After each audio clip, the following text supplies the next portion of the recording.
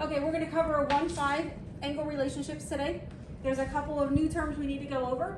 Complementary angles, it's two angles whose measures add to 90. You can see my picture, we have a 90-degree angle. 1 and 2 are complementary, they add to 90 degrees.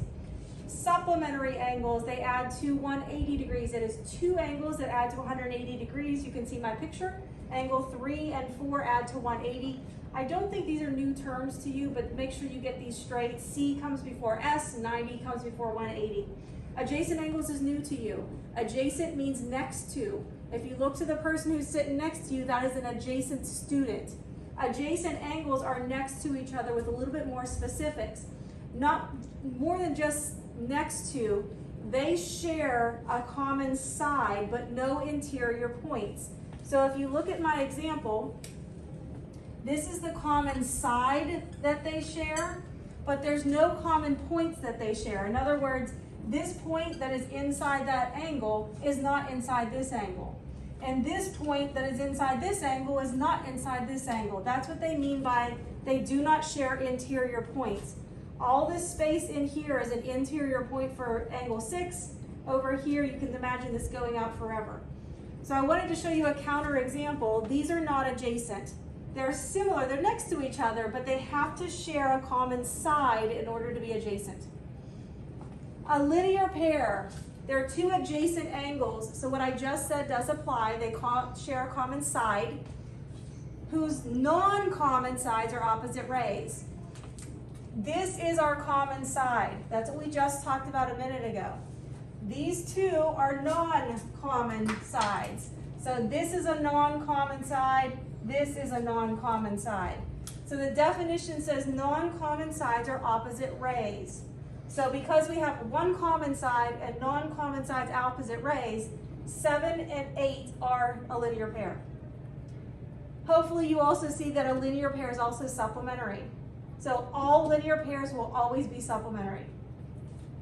Vertical angles, this one you'll see a lot this year. So vertical angles is a pair of angles, two angles, that form two pairs of opposite rays. The easiest way to remember this is to look for the X.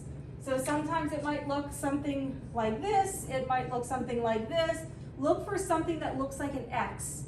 The vertical angles will be directly across from one another.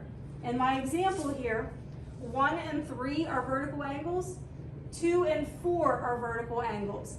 And keep in mind, vertical angles are congruent. That's going to save you some work. Let's look at an example up here. So guided practice. It tells us that these two angles are complementary, and it asks you to find the measurement of each angle. In brown is what's given to you, and purple is how I did the problem. So it gives you two expressions, just like I've said before. Think through what those expressions are telling you and what the relationship is. Right here is your key to setting up your equation. These two are complementary, which means I'm going to take both of those expressions, add them together, and equal 90. When I solve that, you can see how I did it. I consolidated on one side, then I moved everything around and got x equals 7. Just like a lot of the other problems, you're going to take that 7 and plug it back into both of these expressions.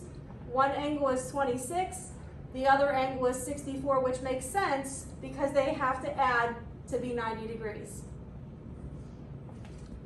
Here's a more complicated picture. I want to make sure that you see what complementary, supplementary, and so forth are. I only gave you one example of each up here, but you can always pause and look at this. Complementary angles, remember, two angles that add to 90. I have M and K and K and B. Those are adding up to 90. Supplementary, there is a lot of examples of supplementary angles in here. One example I used was Q and K, which is Q and K. It's this big angle right here. And K and M. So we're looking at this angle and this angle. Together are a supplementary pair. Adjacent, T and Q, which is this angle, and Q and S, which is this angle. They are next to each other. Linear pair, we have M and T, this angle, and T and Q, that angle. Vertical, be careful with vertical. You want to look for that X, but I want you to see that, for example, Q and S and M and T are not vertical because we don't have an X there. What we want to look for is a straight line here and this straight line here. Now you can look for vertical pairs. M and K and T and Q are vertical. They're directly across from one another. Be careful that you look for a true X. Right angle Q and B should be pretty obvious for you. Last example, we have a picture and you're asked to find both of those angle measurements. Just by looking at it, you should see that these two angles are a linear pair, which means I can add them and set them equal to 180. When I solve it, I found X is 11. You can pause that and look at that with a little more detail if you'd like. Plug them back into both of the expressions.